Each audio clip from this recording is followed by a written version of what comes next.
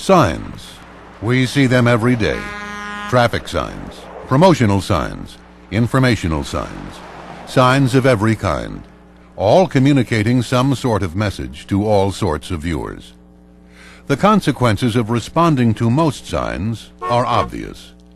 The consequences of ignoring others can be deadly.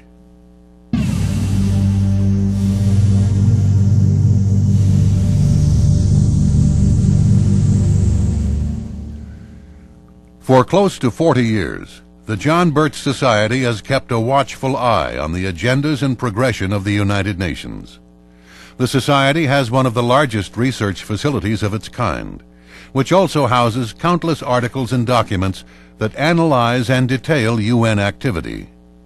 Using this information, along with commentaries from a host of authorities, some of which you are about to hear, the John Birch Society presents The United Nations, a look into the future.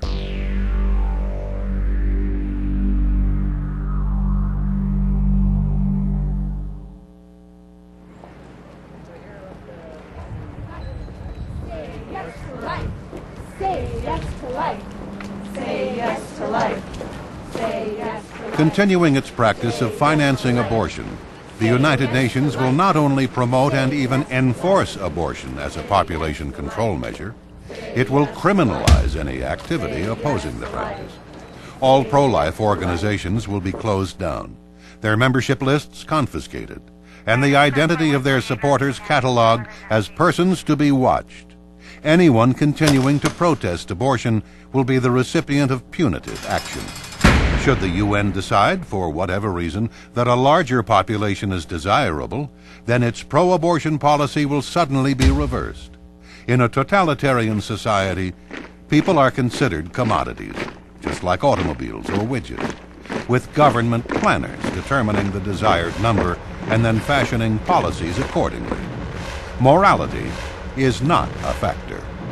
The United Nations has given NGO or non-governmental organization status to all of the very militant pro-abortion population control organizations from the United States and Europe and from around the world, most of whom, many of whom at least, are funded by tax-exempt foundations like the Carnegie, Ford, Rockefeller foundations and by the U.S. government. The United Nations is pro-abortion.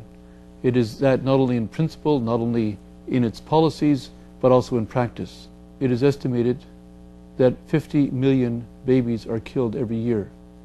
This is in no small measure due to the United Nations and to both its policy of promoting it intellectually as well as promoting it in the practical field. So they're very much involved in population control, which means that they're pro-abortion and they support abortion worldwide, both by funding and by changing the laws to support abortion. So if there's anybody in this country who believes in the sanctity of life, they should question the authenticity of the United Nations.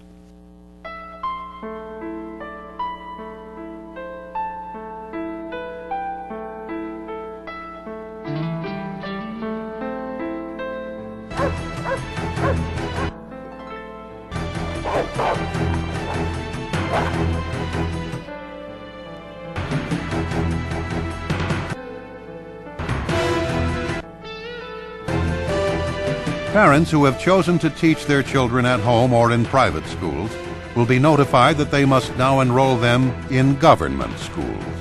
No exceptions will be allowed, for totalitarian policymakers intend to have the state supplant the family as the most important institution in the heart and mind of the child. There has been historically an irreducible conflict between the state and the family. They each have contended with the other for primacy in human affairs, because to the extent that the family functions properly, there's very little for the state to do. And every state is, of course, run by men and women who want to increase their powers over other human beings. The way you do that is by giving the state more and more to do. To the extent that the family operates efficiently and properly, the state is left without a whole lot to do, so it cannot expand. It can only expand by absorbing functions which are carried out by non-government entities. The family, of course, is the most important. The church is another. Speaker and author of What's Right for All Americans, Izola Foster. I taught high school for 33 years. 22 years were in Watts, South Central Los Angeles. I have seen firsthand the influence of the United Nations on our public education system. The United Nations Educational, Scientific, and Cultural Organization, UNESCO, is the education arm of the United Nations. UNESCO is fast becoming an international school board. This means parents will have no choice, parents will have no say. All children will be under the direction of UNESCO. In 1949, UNESCO published a 10-part series for teachers entitled Toward World Understanding. Let me read just one statement.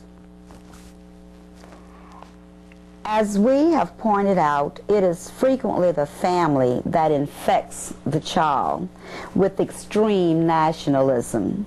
The school should therefore use the means described earlier to combat family attitudes. That's UNESCO. Founder and principal of East Moline Christian School in Illinois, Reverend James R. Patrick has authored America 2000, Goals 2000, Moving the Nation Educationally to a New World Order. His book analyzes the dangerous implications of Goals 2000, the UN-approved Educate America Act. If we continue to put the Goals 2000 program in, which is an international program, we're going to destroy the very philosophy that this nation was built upon. So the humanistic philosophy, the statist philosophy that has permeated our curriculum, is absolutely destroying our young people.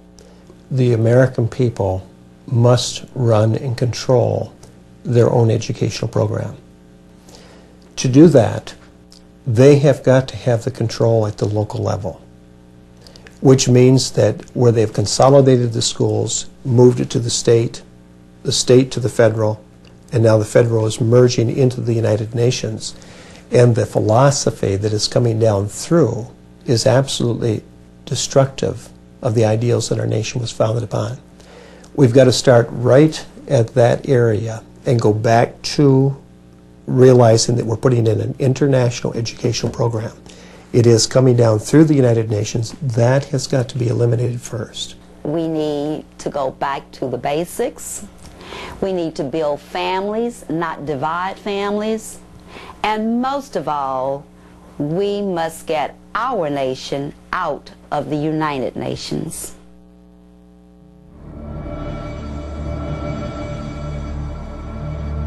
The right to keep and bear arms will be abolished. Those retaining ownership of weapons will be required to turn in all arms they possess or face severe penalties.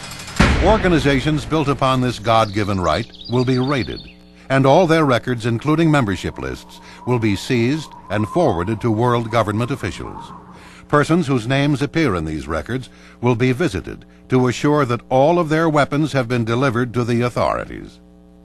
Arron Zelman is chairman of Jews for the Preservation of Firearms, and has authored numerous publications, including Gun Control, Gateway to Tyranny. Every single genocide has had one thing in common. First, the government will register firearms, and then confiscate firearms, and then demonize a targeted group of people. And you create in the public's mind the attitude, well, if the government does something forceful to these people, that's all right, they probably had it coming. And then, once the government has disarmed its targeted group, then it's easy for the government to murder those people. It's called genocide. Registration is the key. It is so crucial that if you want to control people and you want to get their firearms from them, you have to know where the firearms are. And the way to do that systematically is through registration. The United States is engaged in doing the very same thing that's been done in Canada, where they've been disarming people, Australia, where they've been disarming people, and the United Nations has had an active hand in this. I believe those individuals in this country, and there are plenty, who believe that we should have the right to own and bear arms, ought to be concerned with what's happening in the United Nations, because they are a threat to us. They would confiscate our guns. There have been proposals made at some of their conventions where they would literally repeal the Second Amendment. And I think that everybody should be alert to this and realize that this is not just fun and games, and this is just not a discussion club that we're dealing with. I mean, the United Nations is an organization that, if anybody's interested in saving life, when they hear the name United Nations, they should run in the opposite direction.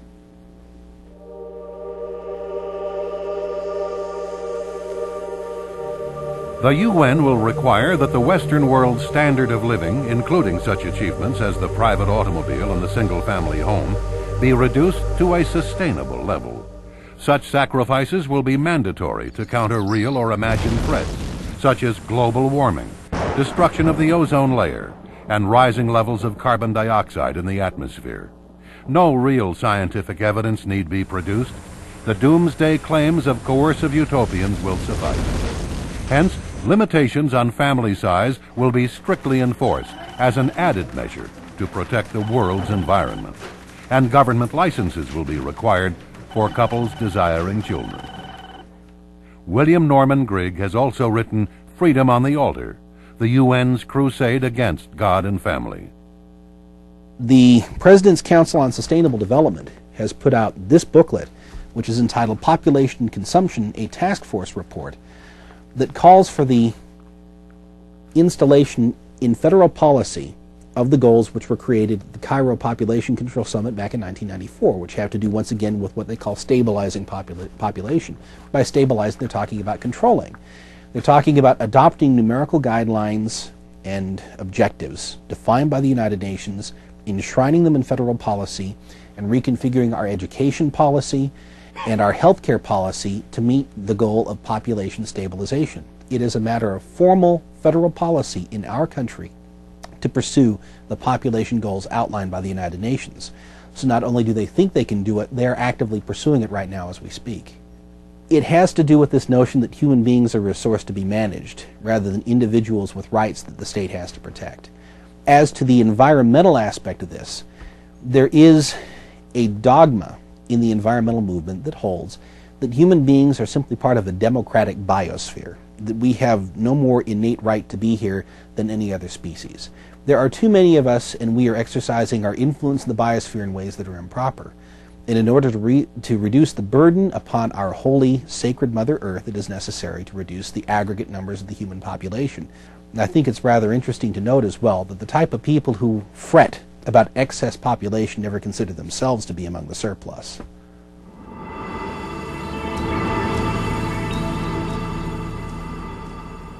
No longer will anyone be allowed to protest or counter the ongoing destruction of property rights planned by various enforcers of environmental laws. The use of land will no longer be decided by those who hold title to it. In order to assure a natural and unmanaged environment, along with the recommended control of the land, agents of world government will spread throughout our nation to ensure compliance. Dr. Michael Kaufman, environmental analyst for Sovereignty International and author of Saviors of the Earth, The Politics and Religion of the Environmental Movement. This particular belief system is really that philosophical expression of what we would normally call pantheism, the belief that nature is God, God is found in all things. And this is really the official religion or belief or philosophy of the United Nations. And it's expressed, it has some real downsides to it, because it means basically if a law benefits man at the expense of nature, then that law is bad, because it violates the basic theology of their belief system, that everything should be equal. Humans shouldn't benefit at the expense of nature. Now you carry that far enough, and ultimately you get to the point where no law is good, because every law benefits man at the expense of nature, and man himself is bad. This perversion of our U.S. Constitution, where now a species has more rights than the human, comes right out of the United Nations. It comes in the form of the United Nations treaty called CITES, the Convention on the International Trade of Endangered Species, and this is the United Nations treaty. And this is how the United Nations is beginning to limit our sovereignty, is through these types of treaties. individuals who believe in the right to own property ought to be concerned. Americans believe in that. They're careless about it. Sometimes they allow our governments to regulate too much and to tax us too much. But really, the right of private property ownership is severely threatened by our own government. But it's going to be a lot worse if the United Nations gets involved. There is no way that you can have the concept of private property right. They believe in welfare redistribution, socialist redistribution, that everybody owns everything, and they would take from the wealthy and give to the poor to get an equal balance. Same old story that we've heard for years, but they do not protect the right to own private property by anything promoted by the United Nations.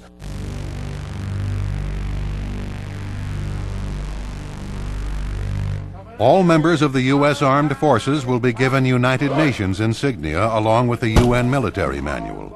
This manual spells out the new requirements regarding conduct, duties, and chain of command.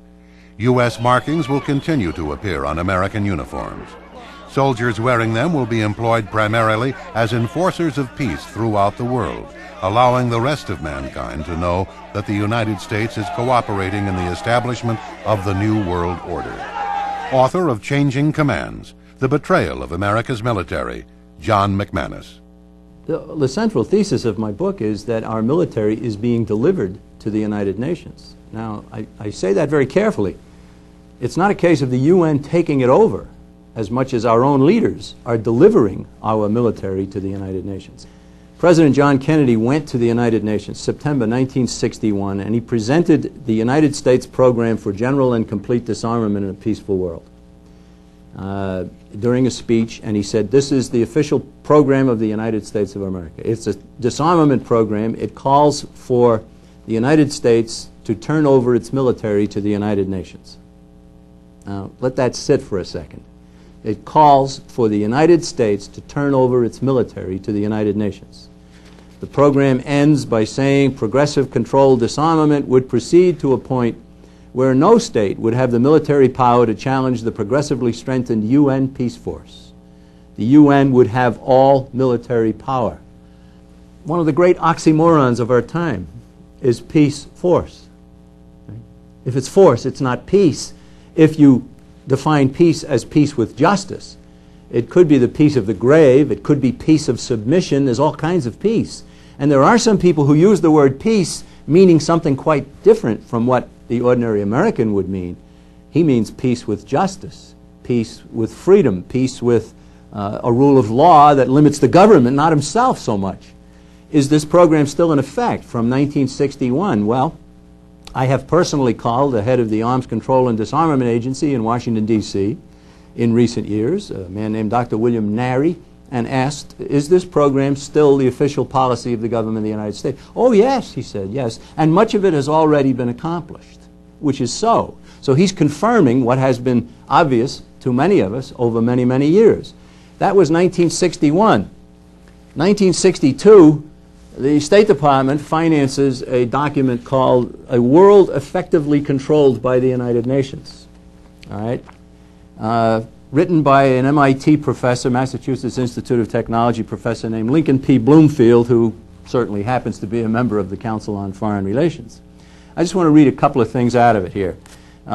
In the definitions section, he says, finally, to avoid endless euphemism and evasive verbiage, the contemplated regime will occasionally be referred to unblushingly as world government.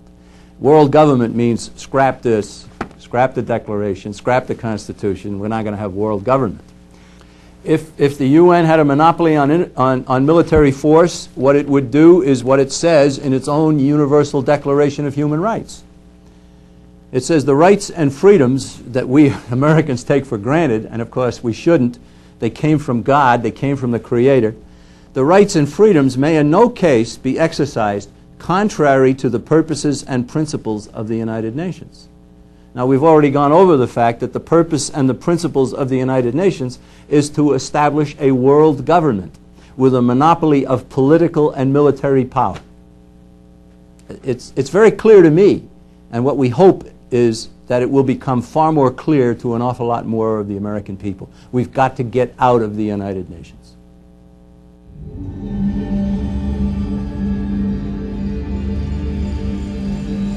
The election process will become the task of world government monitors.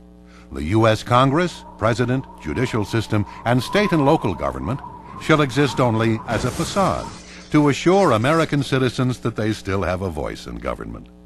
Checks and balances among branches of government will be eliminated. The states will become mere subdivisions of the national government, just as the national government will become a subdivision of the world government. The Bill of Rights portion of the U.S. Constitution will be superseded by the UN Convention on Civil and Political Rights. The U.S. Constitution will be supplanted by the UN Charter and consigned to the ash heap of history, a useless relic of the past. All other UN conventions will take effect. Appointed officials for state and local regions will be forced to comply with these international rules when representing their sectors. There is a fundamental dichotomy between the United States system and the United Nations system and almost every other system. And that fundamental dichotomy comes from the thunderous assertion in the Declaration of Independence. Men are endowed by their Creator with certain unalienable rights. We get our rights from God. And then they went on to say, to secure these rights, governments are instituted. So the United Nations comes along. The United Nations, no God. There's never been God at the United Nations. So where do rights come from? The international covenants on civil and political rights. And they go over and they list one after another after another. The right of peaceful assembly shall be recognized. No restrictions may be placed on the exercise of this right other than those imposed in conformity with the law. In other words, we pass a law, you don't have the right. The American system says rights come from God, says government should be limited, and then the Bill of Rights comes along and says Congress shall make no law respecting those fundamental rights. The difference between the U.S. system and the United Nations system couldn't be more obvious. Many years ago, when I was in high school and college, like millions of other Americans, I was an avid supporter of the United Nations. I believed all the many things that I had learned in grade school and in high school, that after World War II, the founders of the United Nations had come together to form this beneficent organization to create world harmony, brotherhood, peace, and understanding. And who could be opposed to that? It wasn't until later in my college years that I began reading the actual United Nations documents and books which were critical of the United Nations. I began to see the real problem, and it became very apparent to me that we were headed under the United Nations toward a convergence of countries into a global tyranny. Thus the title for my book, Global Tyranny, Step by Step. We were under the United Nations and under the rubric of world brotherhood and understanding, marching into an intended tyranny, and it is happening piecemeal, gradually, step by step.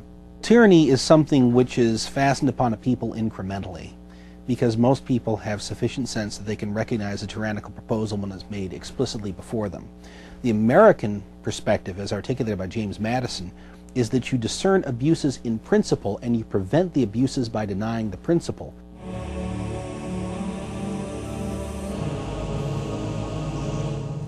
Following the pattern already established in China, only approved churches adhering strictly to government dictates regarding religion will be tolerated.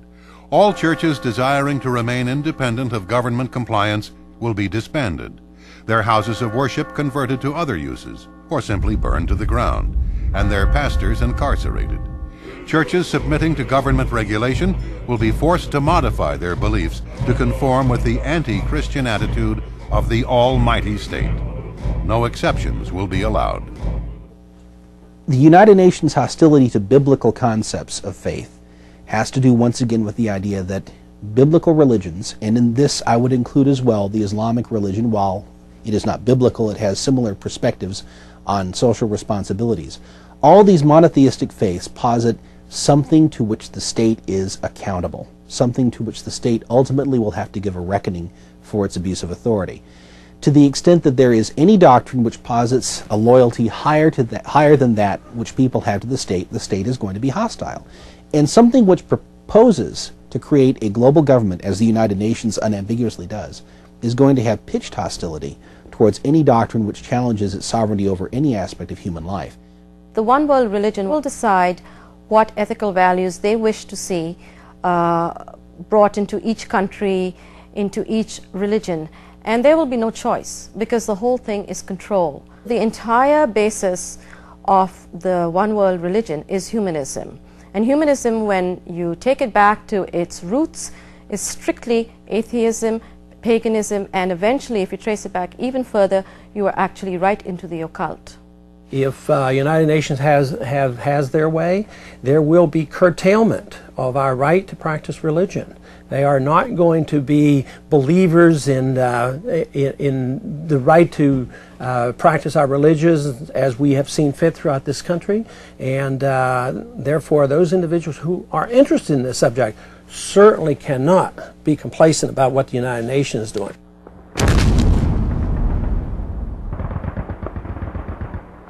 It is certain that these new UN rules governing the American people won't come without resistance, but by then resistance will be futile. Citizens who attempt to defend whatever freedoms they have remaining will join the victims of the inevitable brutality and bloodbath carried out by a tyrannical UN dictatorship. For those still wondering if the United Nations would actually resort to such atrocities, consider for a moment the UN's lesser-known side. The United Nations organization was originally created by a small but powerful group of subversives as a future seat of a one-world government, camouflaged as the world's last hope for peace.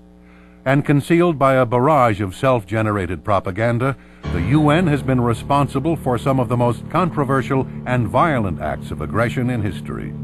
Since its founding in 1945, the UN has made gradual and significant progress toward the ultimate goal of its founders, world domination. Today, enormous in size and influence, the UN has a countless number of programs, agendas, and conventions ready to supersede the laws and practices of all nations, most certainly including the United States.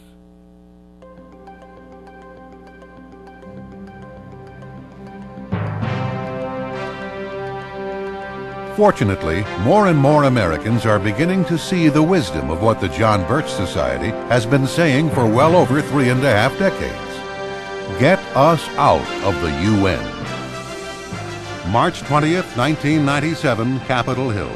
Texas U.S. Representative Ron Paul introduces one of the most crucial bills regarding the future of freedom, the American Sovereignty Restoration Act. Its purpose, to provide for complete withdrawal of the United States from the United Nations. Well, I don't think we need the United Nations to be able to talk to other nations. The United Nations was established in 1945. We talked to a lot of nations before that. We have our embassies, we have our ambassadors, we can pick up a telephone these days and talk to whomever we want around the world. So I do not think that is a legitimate excuse. That is just an excuse to do the bad things that the United Nations does. Every year since we belong to the United Nations, we have lost a little bit of our sovereignty. And we're moving in that direction where eventually we will not have the United States of America and will be nothing more than a pawn of the United Nations. It didn't take long for word to get out. Soon, Dr. Paul's office received messages from other representatives willing to co-sponsor the bill, and an avalanche of congratulatory letters from the American people thanking him for introducing this crucial bill covered his desk.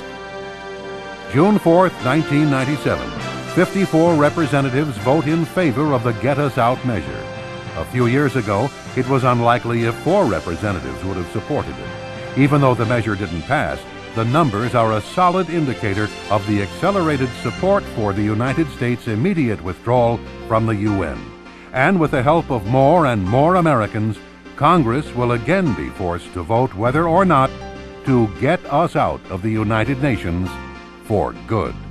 The Congress tends to be political at times. They tend to respond to what they hear, and they think there's enough people in their district that want them to vote a certain way, they all of a sudden will become interested. The American people are starting to wake up. I think we're making a lot of progress, and I predict we're going to get a lot more votes next time. Many Americans are working to influence Congress on important issues, several of which have been discussed in this program. Clearly, the Get Us Out issue stands above them all. For if we allow the UN to become an all-powerful government, victories in Congress will become meaningless, and the causes of single-issue activists will be permanently lost. But with your help, we can rescue our nation from the United Nations and preserve liberty for generations to come.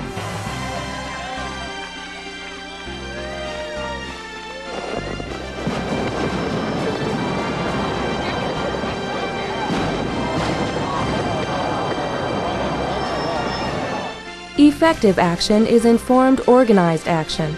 For more information on the UN threat and what you can do to help get us out, call 1-800-JBS-USA-1 today. Ask for the UN packet.